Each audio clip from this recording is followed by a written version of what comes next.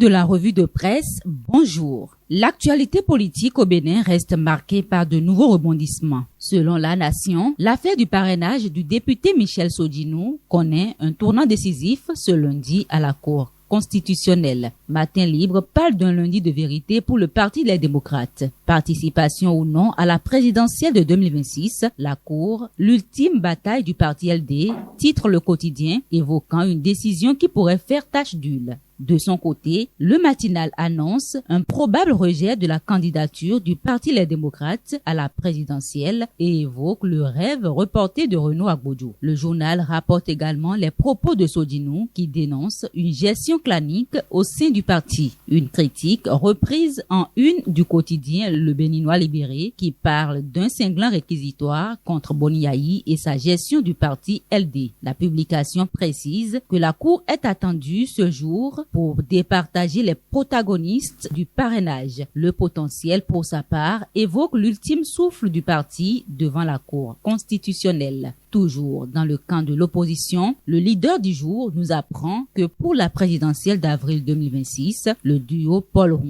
Roch Houanou a été officiellement investi par la FCBE. La boussole revient sur la cérémonie d'investiture tenue ce dimanche du 9 octobre à la salle des fêtes majestiques de Fidrosset en présence de milliers de militants venus de tout le pays. À présent, l'heure de la réparation et de la réconciliation va sonner, a déclaré Paul Rompouet sous les applaudissements du public. En parallèle, la situation du Parti Les Démocrates continue de faire réagir. Dans ses colonnes, Dabarou rapporte les propos du porte-parole du gouvernement, Wilfried Léandre Humbedji, qui rejette toute responsabilité du président Talon dans les tensions internes du principal parti de l'opposition. Chercher les fautes ailleurs ne résout rien, a-t-il déclaré. Gaskiani Info relaie une autre pique du porte-parole. La femme qui ne sait pas danser accuse le tam-tam. Sur le plan institutionnel, Libération informe que le collège médical pour la présidentielle de 2026 a prêté serment devant la Cour constitutionnelle. Une information confirmée par le Télégramme et la Cloche qui parle d'un collège de 3 médecins. Il s'agit de François Thionsi, psychiatre,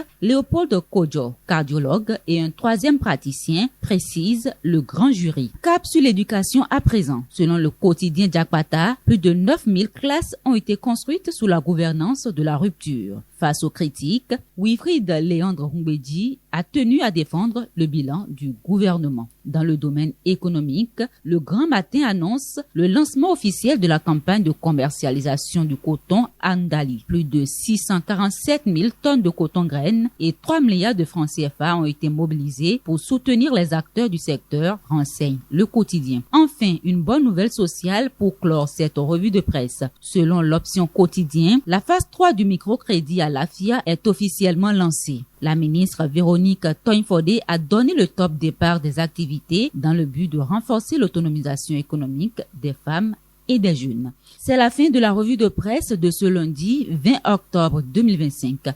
Merci de nous avoir suivis.